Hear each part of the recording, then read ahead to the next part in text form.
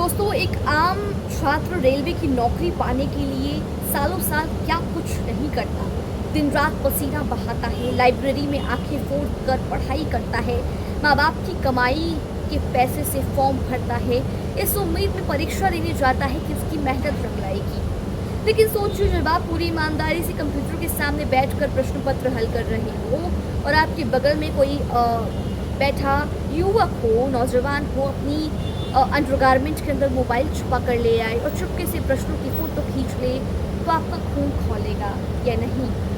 इसे देखकर शायद कुछ जो छात्र हैं, अभ्यर्थी हैं, वो टूट जाए। छत्तीसगढ़ की राजधानी रायपुर से बिल्कुल ऐसा ही शर्मनाक और हैरान कर देने वाला मामला सामने आया है, जहां रेलवे भर्ती बोर्ड यानी कि आरआरबी की ऑनलाइन परीक्षा में नकल करने का ऐसा हाईटेक और अजीबोगरीब तरीका पकड़ा गया, जिसे सुनकर पुलिस की टीम होश उड़ गई। इस वीडियो में हम पूरे मामले पर बात करेंगे और कैसे ये जो गिरफ्तारी हुई और इस गिरफ्तारी के पीछे क्या इनसाइड स्टोरी है, उसके बारे में चर्चा करेंगे। हम जानेंगे कि कैसे सुरक्षा जांच को चकमा देकर ये जो आरोपी है अंदर घुसा, कैसे इसका भांडा फूटा और पुलिस ने वक्त रहते इस बड़े खुलासे को उजागर कर दिया। दोस्तों, सिलसिलेवार तरीके से समझते हैं। ये मामला 15 जुलाई का बताया जा रहा है, 2026 का। वहाँ पर हुआ क्या था बता देते हैं। रायपुर के सरोना में एक मशहूर परीक्षा केंद्र है, आईओन डिजिटल जोन (IDG). यहाँ रेलवे भर्ती बोर्ड की जो कंप्यूटर आधारित परीक्षा है वो चल रही थी। दूसरी पाली का समय था, हॉल में सन्नाटा था।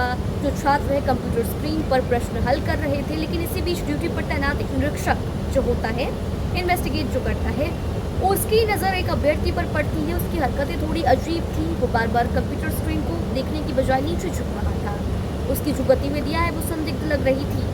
और इसके बाद जो निरीक्षक है उन्होंने बिना कुछ शोर शराबा के चुपके से उस पर नज़र रखनी शुरू कर दी और तुरंत सीसीटीवी कैमरों के जरिए उस पर फोकस किया गया। और जैसे ही उस अभ्यर्थी को करीब से वॉच किया गया तो जो सच सामने निकल कर आया, सबके पैरों तले उस सच ने ज़मीन खिसका दी। लड़का सामान्य नकल नहीं कर रहा था। हालांकि नकल तो नकल होती है, लेकिन वो अपने पास छुपे एक मोबाइल फ़ोन से कंप्यूटर की स्क्रीन पर चल रहे सरकारी प्रश्नों की दनादन तस्वीरें खींच रहा था। ड्यूटी स्टाफ ने उसे तुरंत मौके से पकड़ा, उसकी तलाशी ली गई तो उसके पास से जो मिला उसे देखकर पुलिस और सुरक्षाकर्मी दंग रह गए। पूछताछ में आरोपी ने खुलासा किया कि परीक्षा केंद्र के बाहर जो चेकिंग होती है, मेटल डिटेक्टर होते हैं, उनसे बचने के लिए उसने बहुत ही शातिर दिमाग लगाया। उसने एक के ऊपर एक 2 अंडरगारमेंट यानी कि डबल अंडरगारमेंट पहन लिए थे और उसी के अंदर जो है उसने बड़ी चालाकी से अपने मोबाइल फ़ोन को छिपा दिया था। इसी खुफिया तरीके से वो सुरक्षा घेरे को भेद कर परीक्षा हॉल के अंदर पहुंचता है।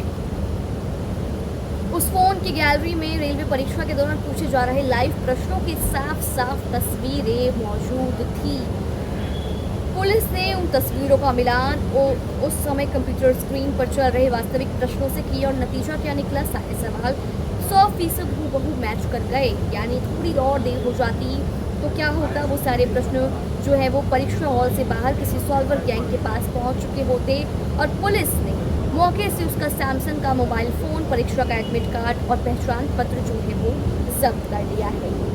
ऐसे में आमतौर पर लोगों के मन में सवाल आएगा, आपके मन में भी सवाल आ रहा होगा कि आखिर ये शातिर नकलची कौन है, इस पर क्या कार्रवाई हुई। आपको बता देती है, पुलिस की गिरफ्त में आए इस आरोपी का नाम आफ्ताब है, उम्र 28 वर्ष है, पिता का नाम गुलाम मोहम्मद है, मूल रूप से महाराष्ट्र के नागपुर का रहने वाला है, जो परीक्षा देने रायपुर आया था।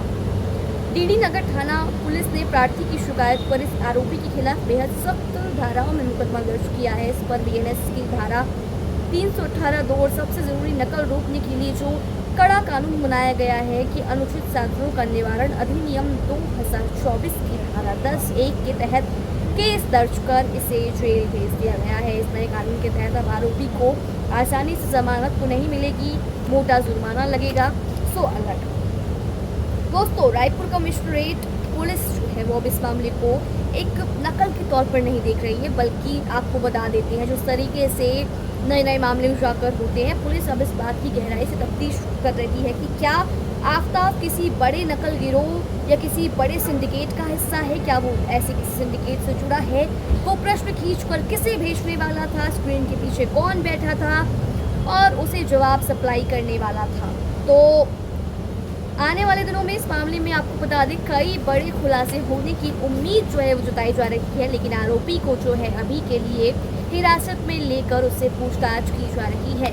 सबसे बड़ा सवाल दोस्तों यही है कि जब ऐसे शातिर लोग सिस्टम में सेंध लगाएंगे, मेहनत करने वाले ईमानदार छात्रों का क्या होगा?